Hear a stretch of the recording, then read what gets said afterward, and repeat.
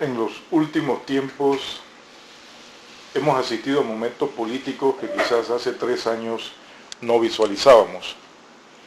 No se preveía la ruptura de la alianza política del arnulfismo con el Partido Cambio Democrático, como tampoco la unidad entre el PRD y el Partido Popular y el arnulfismo. Pese a que siempre hemos afirmado que estos grupos de poder, estos grupos políticos aglutinados alrededor de los partidos políticos, no tienen diferencias en cuanto al proyecto económico a ejecutar. Todos y cada uno de ellos, en su momento, han administrado la política neoliberal desde antes de la invasión estadounidense a Panamá y después de la invasión. Nos proponemos analizar el contexto económico de la situación política actual, considerando los 3 años del gobierno del presidente Ricardo Martinelli. Resumiremos algunos aspectos de los últimos años para sustentar la siguiente tesis. Estamos frente a un momento de profundas contradicciones interburguesas a razón del control del poder del Estado, agudizados además por la forma de gobernar del grupo que aglutina al presidente Ricardo Martinelli, y a su vez estas prácticas que ha profundizado Martinelli, las cuales no son exclusivas de su periodo, sino que han estado presentes en todos los gobiernos, incluso desde antes de la invasión estadounidense. Estas prácticas también han agudizado las contradicciones entre los sectores populares y los grupos dominantes. Como mostramos en la siguiente gráfica, la economía panameña muestra 2 claros periodos después de la invasión. La primera década con saludables tasas de crecimiento, con una tendencia a disminuir, y la siguiente década, del periodo 2000 a 2011, con excepcionales tasas de crecimiento con tendencia ascendente. Esto se corresponde a su vez con una tendencia a la baja de la tasa de ganancia en el primer periodo y una tendencia a aumentar la tasa de ganancia durante el segundo periodo, como se observa en la gráfica que presentamos. El primer periodo, cuando se aceleran las políticas neoliberales, crean las condiciones necesarias para aumentar la tasa de ganancia en el periodo siguiente. El aumento de la tasa de ganancia desde el año 2000 ha estado acompañado de la agudización de los problemas sociales por los métodos de los sectores dominantes de aumento del costo de la vida, de modificación del código laboral, según dicen, para flexibilizar el código laboral, además de las modificaciones de la ley de la seguridad social. Todo un conjunto de aspectos que promueven el aumento de las ganancias empresariales y reducen la parte de los salarios de los trabajadores en la riqueza social. Progresivamente los sueldos y salarios de los trabajadores han representado una menor proporción del consumo, es decir, se ha ejecutado un modelo económico cuya forma de acumulación, cuya forma de generación y apropiación de excedentes no se fundamenta en que los trabajadores tengan buenos ingresos, sino, por el contrario, que tengan una inferior calidad de vida.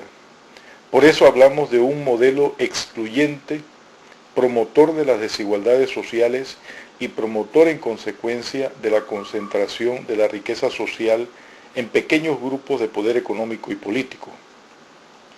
La gráfica que presentamos muestra que cada vez las remuneraciones que reciben los trabajadores representan una menor proporción del consumo privado. Progresivamente, el consumo de los trabajadores cada vez es menos importante en el conjunto del consumo privado total de la economía. Por otra parte, desde el año 2000, la porción del Producto Interno Bruto, la riqueza que se produce anualmente, que corresponde a las ganancias, ha estado aumentando de 25% a 40%, lo que se corresponde con el crecimiento de las tasas de ganancias durante el periodo. También ha aumentado la parte de los ingresos que obtiene el gobierno a través de los impuestos y de las ganancias de las empresas mixtas y de la empresa del canal, fenómeno que es más claro desde el año 2006.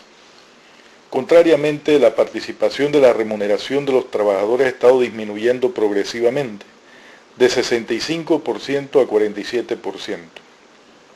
Por tanto, la reducción de la parte de los sueldos y salarios de los trabajadores es resultado del aumento de la parte de las ganancias y la parte de los ingresos del gobierno. Sabemos lo que ha significado para los sectores populares el 5%, el 7% y el 10% que se paga por el consumo de bienes y que deteriora la capacidad adquisitiva de los trabajadores. Analizando la parte de las ganancias, se puede observar que la ganancia privada no extranjera, el segmento superior de la gráfica, tendió a disminuir hasta el año 2008 y la ganancia extranjera aumentó su participación. Recordemos que el proceso de privatización de las empresas públicas, impulsado por el neoliberalismo, favoreció el capital extranjero, el cual reclama, por supuesto, sus ganancias, las cuales envía a sus casas matrices y no se quedan en el país. La parte de las ganancias del sector público proveniente de las acciones de las empresas privatizadas y del Canal de Panamá también aumentó hasta el 2008. El gobierno Martinelli ha cambiado esta situación aumentando el segmento de las ganancias de la burguesía local y reduciendo la parte canalizada hacia el sector público, sin alterar la participación del capital extranjero. Debemos también considerar el incremento de la inversión extranjera en los últimos años, incluyendo la compra de empresas representativas de grupos económicos locales muy poderosos, como la Cervecería Nacional, la Cervecería Panamá Barú, Galletas Pascual, Café Durán, procesadoras de leche y el banismo, entre otras.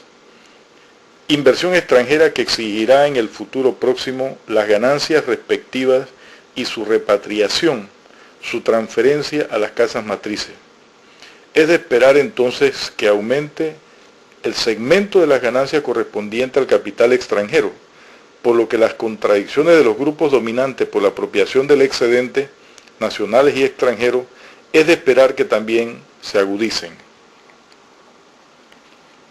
La gráfica también muestra que el déficit fiscal ha aumentado significativamente durante el gobierno de Martinelli y se proyecta que esta situación se agravará.